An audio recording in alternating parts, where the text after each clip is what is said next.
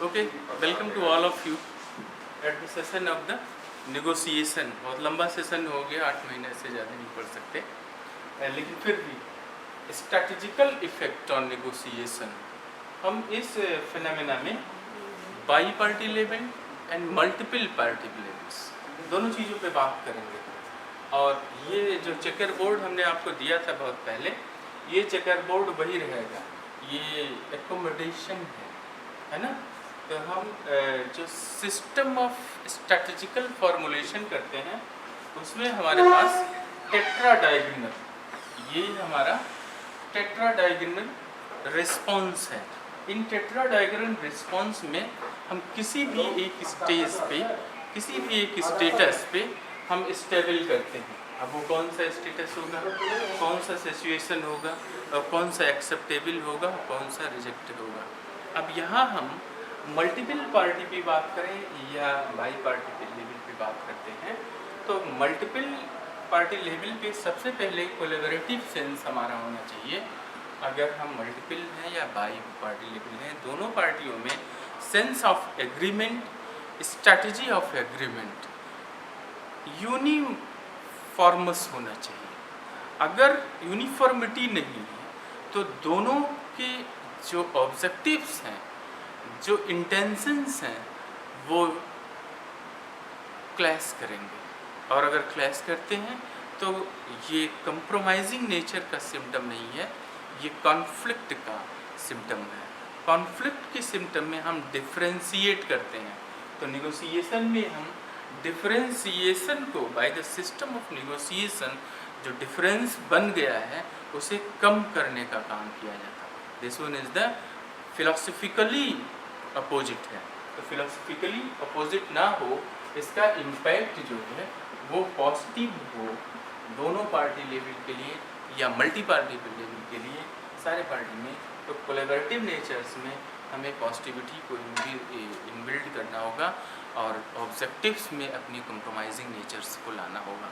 अगर compromising natures नहीं आएंगे तो हम इसे एग्री नहीं कर सकते हैं और सेंस ऑफ कोलैबोरेशन इस्टेब्लिश नहीं हो सकता। तो कोलैबोरेशन के फिनोमेना ये के साथ में है। दूसरा है कॉम्पिटिटिवनेस है। कॉम्पिटिटिवनेस होना चाहिए। आपने इतना सा काम खराब किया तो हमने इतना सा काम खराब किया। तो सपोज दैट अगर आपने 1 2 3 4 5 एंड 6 है, 3 पे एक आपने खराब किया, एक आपने खराब किया, तो डिफरेंस 2 का आ गया दोनों में। दोनों ने खराब किया तो डिफरेंस 4 का आ गया, ठीक है। 3 खराब किया तो डिफरेंस 6 का आ गया।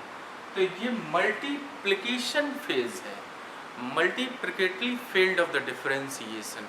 हम जो डिफरेंस पैदा कर रहे हैं, जो डिफरेंस में जा रहे हैं, वो मल्टीपल फॉर्म में जा रहे हैं। पहले 2 था, फिर 4 हुआ, फिर 6 हुआ, फिर 12 हुआ। अब अगर इसी को हम कंप्रोमाइज करते जा रहे हैं, कंप्रोमाइज जितना करते जाएंगे उतना हम नियर बाय जाएंगे। तो कंप्रोमाइजिंग नेचर में हम चीज़ों को यूनिफॉर्मस करते हैं और कंप्रोमाइजिंग फिनोमेना के साथ में हम डेवलप करेंगे। Sense of avoidance. अब कंप्रोमाइजिंग में जो हमने एक काम किया कॉम्पिटिटिवनेस से, तो कॉम्पिटिटिवनेस से हमने काम किया कि अगर ख़राब करने की टेंडेंसी दोनों लोगों में आई तो एक खराब किया, 2 खराब हो गया। यूनिफॉर्म में हमने 2 सिस्टम में डिफरेंस आ गए। यही चीज़ अगर हम कॉम्पिटिटिव हो गए कि एक हमने काम किया अच्छा और एक उन्होंने काम किया अच्छा, तो टीम में 2 काम अच्छा है ना। तो ये हम हैं। अब यहाँ हमें इसी फेज में जो हमारा डाइवर्जन ऑफ एवॉइडेंस का है कि हम पॉजिटिविटी को अवॉइड करते हैं या निगेटिविटी को अवॉइड करते हैं, ये है हमारे पास। कोलैबोरेशन में हम हमेशा नेगेटिविटी को अवॉइड करेंगे और पॉजिटिविटी को प्रमोट करेंगे। मींस जो एकोमोडेशन है, सेंस ऑफ एकोमोडेशन है, एडजस्टमेंट करते हैं, एकोमोडेट जो कर रहे हैं वो पॉजिटिविटी को। तो अगर हम पॉजिटिविटी को एकोमोडेट कर रहे हैं तो इट मीन्स हमारा ग्रोथ होगा। अगर हम निगेटिविटी को अकोमोडेट कर रहे हैं, ले रहे हैं इंटेक में, तो हम इसे डिफरेंशिएट करते हैं। तो हम डिफरेंशिएशन चाह रहे हैं, मीन्स निगोशिएशन की वेट से हम एक कंप्रोमाइजिंग बेटर एमिकेबल रिजल्ट चाह रहे हैं, पहला कंडीशन कि हमें रिजल्ट अच्छा मिले।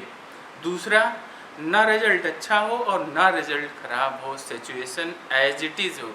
ये सोशियो इंडस्ट्रियल पॉलिटिकल सिस्टम है, इसको क्या बोलेंगे? Socio industrial political system. Means जो बिहेवियर है वो सामाजिक बिहेवियर की तरह इंडस्ट्री में पॉलिटिकल सिस्टम एप्लीकेबल है। तो जहाँ पॉलिटिकल सिस्टम एप्लीकेबल होता है वहाँ डिसीजंस हमेशा बिना लंबे उसके नहीं हो पाता है, बिना किसी डिसीजन के भी चल रहे हैं, बिना किसी पैरामीटर के भी बात कर रहे हैं, बिना किसी इंडिविजुअलिज्म डेवलप होता है यहाँ। तो अब ये अगर हम पॉलिटिकल फॉर्म में काम करते हैं तो ये पॉलिटिकल इंडिविजुअलिज्म है।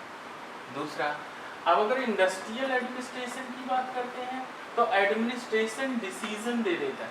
एडमिनिस्ट्रेशन क्या करता है? एग्जैक्ट डिसीजन देता है। तो डिसीजन अगर दे रहा है it means the corrective action ले रहा है, इम्प्लीमेंट हो जाएगा वो। पॉलिटिकल सिस्टम में इन चीज़ों को हम अवॉइड करते हैं, चीज़ों को अवॉइड करते हैं, मीन्स अब वो चीज़ वहीं इस्टेब्लिश हो गई, आगे बढ़ेगी सिचुएशन के अकॉर्डिंग। यहाँ सिचुएशन को हम ब्रेक डाउन कर देते हैं। तो सोशियो बिहेवियरल में दो फॉर्म बनता है। पहला फॉर्म ये बनता है जो इंडस्ट्रियल एडमिनिस्ट्रेशन का है, decision making, implementation, maintaining the amicability in the establishment, in the environment. यहाँ political to continue the situation and wait and watch to the accurate time and then disclose the things। अब यहाँ दो चीज़ें हैं, अगर बहुत ही सीरियस कंडीशन सिचुएशन डेवलप हो जाएगी इस इंटरफेरेंस से तो हमें उसे वहीं छोड़ देना ज़्यादा ज़रूरी है। एडमिनिस्ट्रेशन यहाँ होपलेस होता है। एडमिनिस्ट्रेशन इस पॉलिटिकल सिस्टम में, क्योंकि पॉलिटिकल सिस्टम में ईच एंड एवरीथिंग कंटिमिनेटेड, कॉम्प्लिकेटेड और डिजास्टर चेंजेस, ड्रास्टिक चेंजेस चाहता है। ये है पॉलिटिकल फिनोमेना जो ड्रास्टिक चेंजेस के पोर्शन को काम करेगा, लेकिन एडमिनिस्ट्रेशन में ये डिफरेंस आपको मिलेगा। तो यहाँ हम दोनों चीज़ों की बात करते हैं। तो अगर हम नेगेटिव और पॉजिटिव फिनोमेना की बात करेंगे तो एकोमोडेट कितना कर रहे हैं, जितना आप एकोमोडेट कर रहे हैं, जितना आप कंप्रोमाइज़ कर रहे हैं, जितना आप कोलैबोरेट कर रहे हैं, जितना आप एवॉइडेंस है, तो उतना ही बेटर कॉम्पिटिटिवनेस, बेटर रिस्पांस आप दे सकते हैं। ये उसका प्रोसीजर। अब सवाल ये उठता है कि निगोशिएशन में मैनेज क्या करते हैं। निगोशिएशन में हम एडमिनिस्ट्रेटिव सिस्टम को सुप्रीमेसी देते हैं। एडमिनिस्ट्रेटिव सिस्टम सुप्रीम होगा। Socio political, cultural, environmental and technological, ये सारी चीज़ें उसके टूल्स हैं पॉलिटिकल फिनोमेना। और इसमें एक फिनोमेना और आएगा लीगल। तो लीगल फिनोमेना एक नॉर्म है, पैरामीटर है, सेट ऑफ सिस्टम्स हैं, set of justified legal system है। इससे ज़्यादा और इससे कम आप नहीं कर सकते हैं। अगर इससे ज़्यादा कर सकते हैं तो एवॉइडेंस ऑफ द पावर है, आप अपने पावर को अवॉइड कर रहे हैं, पावर को आप अपने नहीं समझ रहे हैं, limitation of discrimination of the power है इसे। और इसे कम यूज कर रहे हैं, इसका मतलब एवॉइडेंस ऑफ द पावर है। ये पावर का नेचर ऑफ एवॉइडेंस है। तो दोनों कंडीशन में sole concern of the authority sole responsible होगा। Sole concern of the authority कौन से होंगे? अगर हम बाई पार्टी लेवल पे हैं निगोशिएशन के, एक party A and party B, ये है इम्प्लायर्स और ये है इम्प्लायर्स, दो है, दो पार्टी पे। अब इफेक्ट स्टैटिस्टिकल क्या है? एम्प्लॉयर क्या जानता है, एम्प्लॉइज क्या जानता है? यूनियन लीडर्स क्या करेगा, एम्प्लॉयर्स के रिप्रेजेंटेटिव्स क्या करेंगे, एम्प्लॉयज़ के रिप्रेजेंटेटिव क्या करेंगे, ये रिप्रेजेंटेशन के प्रोसीजर्स की बात करेंगे और इनके सिस्टम की बात। तो अब ये फिनोमेना जो आपका डेवलप हुआ, ये इस बात का क्लियर इंडिकेशन दे रहा है कि हम किस नेचर में हैं, कोलैबोरेटिव नेचर पे हैं, एकोमोडेट कर रहे हैं, कॉम्पिटिटिवनेस में है, अवॉइडेंस में है, ये किस फिनोमेना पे आप डेवलप करेंगे, ये आपका है। हम फेज़ 1 में भी यही चीज़ आपको दिए थे कि फेज़ 1 में हम जब डायरेक्ट सिंप्लीफिकेशन फॉर्म में हम निगोशिएट करते हैं तो वहाँ भी यही चीज़ें हैं, वो सिंपल होती हैं, डायरेक्ट टू डायरेक्ट। हम एक दूसरे को, लोगों को इन्फॉर्मेशन गैदर कर लेते हैं और वहाँ सब लोग फेयर, फाउल, पॉजिटिव, निगेटिव सारे इम्पैक्ट्स को समझ लेते हैं और समझ के जो अपने बेनिफिट की बात करना चाहते हैं वो एडमिनिस्ट्रेटिव सपोर्ट में होंगे। जो पॉलिटिक्स करते हैं वो इस क्राइसिस पीरियड को कंटिन्यू चाहेंगे। जिनको सलूशन नहीं चाहिए वो पॉलिटिकल सिस्टम को ऑप्ट करेंगे, सलूशन नहीं होना चाहिए। जिनको सलूशन चाहिए वो एडमिनिस्ट्रेटिव फिनोमेना। दो तरह का माइंड है, जो क्रीम माइंड है, बेस्ट एक्सलेंट माइंड है, वहाँ सेंस ऑफ डिसीजन ज़्यादा है, इमोशन नहीं है। जहाँ इमोशन है वहाँ ये एडमिनिस्ट्रेटिव फिनोमेना में थोड़ा सा लैकनेसेस आती है। ये लूकस ऑफ कंट्रोल है, वो ऑर्गेनाइजेशन बिहेवियर की बात करेंगे। तो हम स्पेसिफिकेशन के साथ में अब करते कैसे हैं, preparation of the negotiation. Preparation, negotiation की प्रिपरेशन में ऑब्जेक्टिविटी क्लियर होनी चाहिए। ऑब्जेक्टिव्स क्या क्या है, किस ऑब्जेक्टिव्स में, कंप्रोमाइजिंग है, एनालिसिस है, या फिर एडमिनिस्ट्रेटिव फिनोमेना के रेगुलेशन का इम्प्लीमेंटेशन। फेज़ क्या है, ये चीज़ आपको प्रिपेयर करना होगा कि फेज़ क्या है और उसमें प्रॉब्लम्स क्या क्या हैं, बैरियर्स क्या क्या हैं। प्रिपरेशन में हम ऑब्जेक्टिव्स के phases, barriers, acceptable barriers, destructive barriers and soluble barriers. कौन से ऐसे बैरियर्स हैं जिनका सलूशन आ सकता है, कौन से ऐसे बैरियर्स हैं जो डिस्ट्रक्शन प्रोड्यूस कर सकते हैं, कौन से ऐसे बैरियर्स हैं जिनमें सलूशन आ सकता है टाइम बीइंग के साथ। ये प्रिपरेशन फिनोमेना के साथ हम काम करेंगे ऑब्जेक्टिविटी के थ्रू। अब सवाल ये उठता है कि क्या रिलेशनशिप इस चेकर बोर्ड के साथ में सुटेबल है इन तीनों फंडामेंटल सिस्टम में या चारों फंडामेंटल सिस्टम में।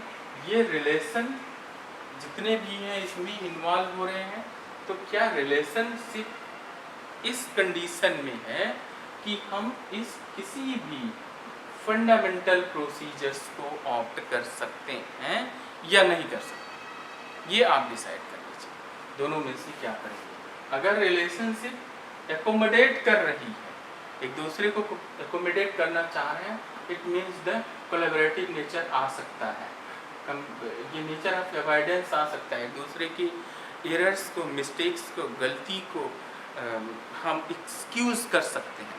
अदरवाइज इन्हीं एरर्स को, इन्हीं मिस्टेक्स को, इन्हीं ड्रॉबैक्स को हम पॉलिटिकल फॉर्म में लेके चले जाएंगे और पॉलिटिकल फॉर्म में लेके चले जाने के बाद में रिलेशनशिप में डिफरेंट टाइप्स के डायमेंशंस डेवलप होते रहते हैं। अब उन डायमेंशंस को आप सॉल्व करते रहिए।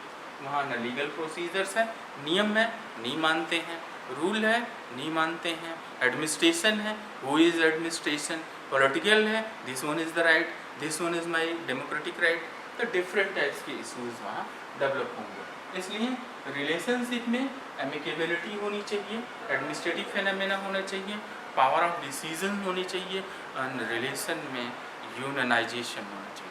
अगर रिलेशन यूनाइज नहीं है, यूनिफॉर्म्स नहीं है, तो हम इन चीज़ों को जस्टिफाई नहीं कर सकते हैं। दूसरा, अब रिलेशंस अगर हैं और प्रिपेयर हो चुके हैं मेंटली, तो प्रॉब्लम्स क्या क्या हैं, ये पॉजिटिव फिनोमेना है, प्रॉब्लम्स क्या क्या हैं, उनसे रिलेटेड इंफॉर्मेशन को हम शेयर करेंगे। जब तक एम्प्लॉइज अपनी प्रॉब्लम्स को शेयर नहीं करेगा, इस नेगोशिएशन के प्रोसीजर्स में, तो एम्प्लायर को नहीं पता चलेगा। एम्प्लायर अपने ऑब्जेक्टिविटी, अपने प्रॉब्लम्स को शेयर नहीं करेगा तो एम्प्लॉइज को पता नहीं चलेगा लिमिटेशंस। तो ये इंफॉर्मेशन गैदरिंग का फिनोमेना शुरू होना चाहिए और यहाँ एथेंटिक इंफॉर्मेशन हो, एक्यूरेट हो, सेंस ऑफ रिलेवेंसी हो, उसी सब्जेक्ट मैटर से हो, उसको कंटिमिनेट करने के लिए नहीं है हमने यहाँ ये सुना, हमने वहाँ वो कहा, इस रूल में ऐसा है, उस रूल में वैसा, ऐसा नहीं है। इंफॉर्मेशन के फिल्ट्रेशन की काम करेंगे आप, फिल्टर करेंगे कौन से एग्जैक्ट हैं, रिलेवेंट हैं और इसके साथ डायरेक्टली वो इम्पैक्ट दे रहे हैं। जो डायरेक्टली इम्पैक्ट दे रहे हैं उन्हीं फिनोमेना के साथ हम इसमें गैदरिंग फिनोमेना को डेवलप करेंगे और यहाँ इंफॉर्मेशन के उस कलेक्शन को हम एक साथ मिलके लीगल फॉर्म में एडमिनिस्ट्रेटिव इम्प्लीमेंटेशन के लिए डिस्कस करेंगे, उनके बैरियर्स पे डिस्कस करेंगे, उनके पॉजिटिव पॉइंट्स पे डिस्कस करेंगे, उनके कोलैबोरेटिव फिनोमेना के साथ डिस्कस करेंगे, उनके अवॉइडेंस कौन कौन से मैटर्स उसमें अवॉइड किए जा सकते हैं उस पर डिस्कशन करेंगे, कौन कौन सी चीज़ एकोमोडेट किए जा सकते हैं उस पर डिस्कस करेंगे और कम्पिटिटिवनेस, डिग्री ऑफ कम्पिटिटिवनेस को जस्टिफाई करेंगे। कम्पिटिटिवनेस के एवरेज ग्रोथ क्या है, रेट ऑफ ग्रोथ क्या है जो हमारे ऑर्गेनाइजेशन के लिए काम कर सकते हैं, जो बेनिफिशियल होगा उसको हम कैलकुलेट करेंगे। ये इंफॉर्मेशन के यूटिलाइजेशन का फंडामेंटल सिस्टम है इस चेकर बोर्ड के थ्रू, जिसके थ्रू हम नेगोशिएट कर रहे हैं।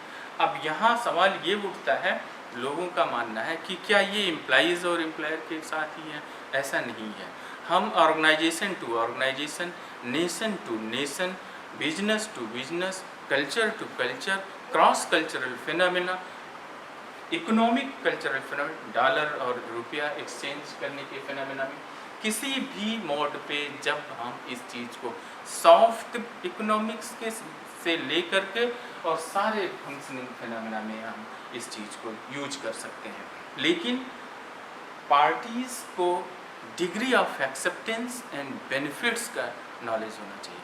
अगर बेनिफिट्स उनको पता नहीं चल पा रहा है तो वो जान के भी नहीं कर पाएंगे, क्योंकि उनमें लैकनेसेस है और ये लैकनेसेस इस चेकर बोर्ड के साथ में हम उन्हें समझा सकते हैं और उनके इस पॉजिटिव एंड नेगेटिव पॉइंट्स को कैलकुलेट करके उन्हें दे सकते हैं। तो यूटिलाइजेशन क्या क्या है, इस यूटिलाइजेशन में इंफॉर्मेशन को किस सिस्टम से यूज करेंगे और उसका क्या बेनिफिट होगा ये हम देखेंगे। दूसरा है थ्रेड्स, वो जिनको हम एनालाइज करें और उन्हें हम क्लोज करें। तो क्लोजिंग फिनोमेना में हम एविडेंस के जो थ्रेड्स हैं उन्हें अभी प्रेजेंट सिचुएशन में हम क्लोज कर रहे हैं इन एविडेंस नेचर को, बट इनका अभी यूटिलाइजेशन है, क्योंकि ये कलेक्शन ऑफ एविडेंस आगे चल के एक बहुत बड़ा बैरियर क्रिएट कर सकता है। इसलिए एविडेंस के इस फिनोमेना को हम बहुत ज़्यादा देर तक क्लोज नहीं रख सकते इसमें। और दूसरा एकोमोडेट, जिन जिन चीज़ों को हम एकोमोडेट करते चले जा रहे हैं तो कब तक एकोमोडेट करेंगे, एक नई economic situation, administrative situation adverse होगी और उसे हमें फिर से देखना होगा। इसलिए ये दो पॉइंट्स जो हैं ये हमें क्लियरली फाइंड आउट करते रहना होगा। बाकी और सारी चीज़ें एग्रीमेंट के साथ इम्प्लीमेंट करेंगे, जो इंडस्ट्रियल डिस्प्यूट एक्ट के थ्रू या किसी भी रूल्स के थ्रू जिसके थ्रू हम नेगोशिएट कर रहे हैं, बाई पार्टी लेवल पे, नेशन पार्टी लेवल पे, इंटरनेशनल लेवल पे, क्रॉस कल्चरल लेवल पे, एम्प्लॉय और एम्प्लॉयर रिलेशंस पे, वहाँ इन सारी चीज़ों को हम ओपन व्यू से इस चेकर बोर्ड के साथ इस्टेब्लिश करेंगे। Thank you, thanks to all of you for today.